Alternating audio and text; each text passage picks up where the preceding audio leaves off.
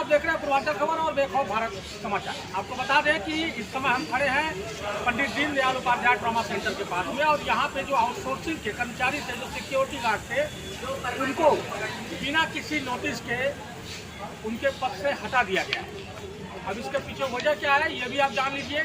मेरे हाथ में एक पत्र है जिसमें कि ये लिखा हुआ है कि राजकीय चिकित्सालयों में आउटसोर्सिंग सुरक्षा गार्ड की सेवाएं दिनांक 30/9/2024 के पश्चात नवीनीकृत नहीं किए जाने के संबंध में सूचना है। यानी कि 30/9 के बाद इनका नवीनीकरण नहीं होगा और इनको हटा दिया जाएगा। लेकिन वही हम आपको बता दें कि अभी विगत दिनों पूर्व मुख्यमंत्री योगी आदित्यनाथ ने स्वयं ये कहा है, कर्मचारी संघ के जो पदाधिकारी जब उनसे मिलने गए तो उन्होंने अपनी आपत्ति बताई। उन्होंने ये स्वयं कहा है कि किसी भी आउटसोर्सिंग के कर्मचारी को हटाया नहीं जाएगा, पहले उनकी व्यवस्था की जाएगी, उसके बाद हटाया जाएगा। लेकिन यहाँ पे सीएमओ के द्वारा जो सीएमओ ऑफिस से जो लेटर आया है उसमें साफ तौर पर यह लिखा गया है कि 30 तारीख के बाद से इनकी सेवाएं समाप्त कर दी गई हैं।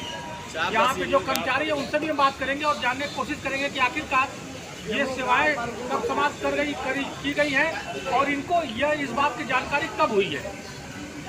क्या नाम है आपका? विगत जी बताइए, ये आपको पता कब चला कि आप लोगों को हटा दिया? 2 अक्टूबर को शाम 5 बजे अचानक ये सूचना हमको बताई गई है, जिससे कि सारे कर्मचारी बौखला गए। इसकी वजह से हम लोग इतना परेशान है कि बताइए हम लोग कहाँ जाएँ। तो ये बताइए, आपने इसके बारे में यहाँ के सीएमओ से बात किया है? सीएमओ सर से बात की, उन्होंने आश्वासन दिया, उनको हमें डिस्पैच नंबर से लेटर दिया है।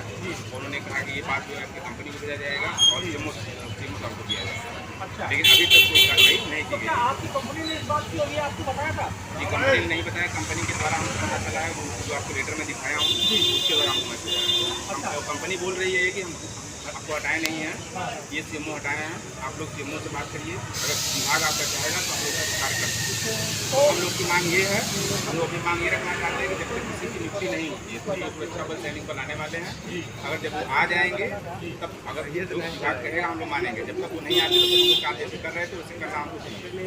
यानी आपका कहना ये है कि जब तक ये जो नई एजेंसी जो आ रहे हैं, सैनिक बल आ रहे हैं, जब तक वो नहीं आएंगे तब तक आप लोग कार्य करेंगे। उसके बाद और हमको कहीं एडजस्ट किया जाए, या तो जो सुरक्षा सैनिक बल जो निगम कंपनी है वो पहले हम लोगों को रख के उसके बाद उनको सैनिक बल को रख दिया।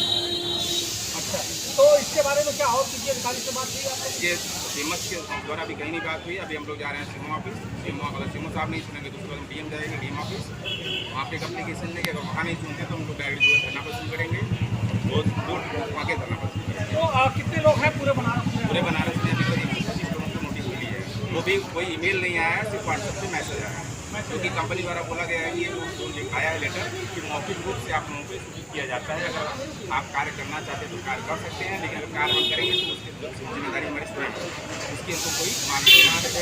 तो ये क्या आपको व्हाट्सएप के थ्रू आया, कोई लिखित में नहीं आया? लिखित में नहीं आया है, व्हाट्सएप पे है। न तो हमारे व्हाट्सएप के पास ईमेल आया है, ये व्हाट्सएप पे भेजा गया है। व्हाट्सएप में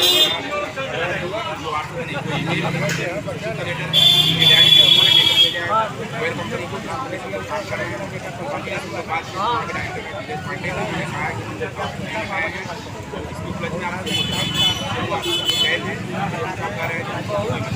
बताइए हम लोग कहाँ जाएँ, क्या करें? छोटे छोटे बच्चे हम लोग के हैं, परिवार कहाँ जाएंगे?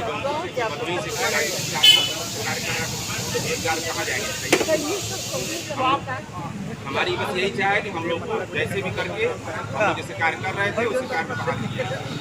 तो आपने देखा कि जो यहाँ के कर्मचारी हैं उनका कहना ये है कि अगर आपका सैनिक बल आता है, आप उनको जब तक नहीं आता तब तक हमें करने दें, उसके बाद हमारी व्यवस्था करने के बाद ही आप उनको रखें। लेकिन यहाँ के जो सीएमओ है, मुख्य चिकित्सा अधिकारी हैं, उन्होंने साफ तौर पे अपने हाथ खड़े कर दिए हैं। अब देखना यह है कि आखिरकार इन कर्मचारियों को न्याय कैसे मिलता है। हालांकि इनका कहना है कि अगर हमारी बात नहीं सुनी गई तो हम जिलाधिकारी तक भी जाएंगे, हो सकता है उससे आगे भी चले जाएँ। अब इसके बारे में सीएमओ से हम बात करेंगे और जानने की कोशिश करेंगे कि आखिरकार ये इतना अचानक ये फैसला क्यों लिया गया है। अभी तक कि मुख्यमंत्री का सीधा आदेश है। अभी और मैं ये कहना चाहता हूँ, अभी तक हम लोगों को जो सूचना बताई गई थी कि आउटपुट का जो टेंडर होता है वो 3 साल का होता है। अभी हम लोग का 1 साल भी पूरा नहीं हुआ, उसके बीच में ही हम लोग को हटा दिया गया। ऐसा धोखाधड़ी क्यों? इसके जिम्मेदार सीएमओ है और सीएमएस है।